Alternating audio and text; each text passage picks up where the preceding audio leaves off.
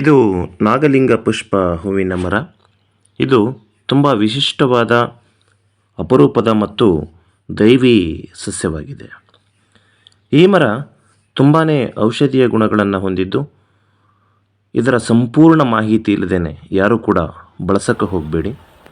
ಇದರ ಹೂಗಳು ನಾಗನ ಹೆಡೆಯಿಂದ ಆವೃತವಾದ ಶಿವಲಿಂಗದ ರಚನೆಯನ್ನು ಹೊಂದಿದ್ದು, ಶಿವಪರಮಾತ್ಮರ ಪೂಜೆಗೆ ಅತ್ಯಂತ ಶ್ರೇಷ್ಠವಾದಂತಹ ಹೂವಾಗಿದೆ. ಹಾಗೂ ವಿಶೇಷವಾಗಿ ಇದು ಶಿವರಾತ್ರಿಯ ಪ್ರಾರಂಭದ ತಿಂಗಳುಗಳಲ್ಲೇ ಹೆಚ್ಚಾಗಿ ಅರಳುತ್ತದೆ. ಈ ಮರದ ಕಾಯಿಗಳು ಅತ್ಯಂತ ಗಟ್ಟಿಯಾದ ತೊಗಟೆಯನ್ನು ಹೊಂದಿರುತ್ತವೆ. ಹಾಗಾಗಿ ಇದು ಸಾಮಾನ್ಯವಾಗಿ ಒಡ್ಕೊಳ್ಳೋದಿಲ್ಲ. ಇದರ ಬೀಜಗಳು ಭೂಮಿಗೆ ಬೀಳೋದು ತುಂಬಾ ಅಪರೂಪ. ಆದ್ದರಿಂದ ಇದರ ಸಂತಾನೋತ್ಪತ್ತಿ ಕಡಿಮೆ ಇದೆ.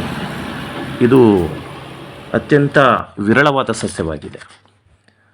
ಕೆಲವರು ಈ ಮರದ ಹಣ್ಣುಗಳನ್ನು ತಿನ್ನಬಹುದು ಅಂತ ಹೇಳ್ತಾರೆ, ಆದರೆ ಇದು ತಪ್ಪು ಮಾಹಿತಿ. ಯಾವ ಕಾರಣಕ್ಕೂ ಅಂತಹ ಒಂದು ಪ್ರಯತ್ನವನ್ನು ಮಾಡಬೇಡಿ. ಏಕೆಂದರೆ ಈ ಒಂದು ಮರದ ಹಣ್ಣುಗಳು ತುಂಬಾ ವಿಷಕಾರಿಯಾಗಿರ್ತದೆ.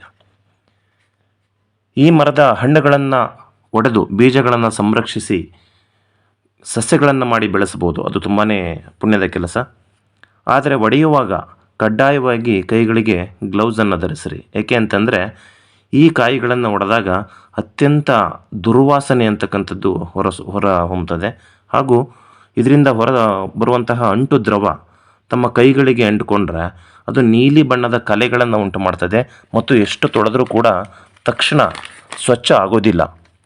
ಹಾಗೂ ಈ ಗಿಡಗಳು ತುಂಬಾ ವಿರಳವಾಗಿರೋದ್ರಿಂದ ದಯವಿಟ್ಟು ಯಾರಿಗೆ ಈ ಒಂದು ಕಾಯಿ ಸಿಗುತ್ತೆ ಅವರು ಈ ಒಂದು ಬೀಜಗಳನ್ನು ಸಂರಕ್ಷಣೆ ಮಾಡಿ ಗಿಡಗಳನ್ನು ಬೆಳೆಸಿ ಸಾಕಬೇಕಂತೇಳಿ ತಮ್ಮಲ್ಲಿ ಮನವಿ. ಧನ್ಯವಾದಗಳು.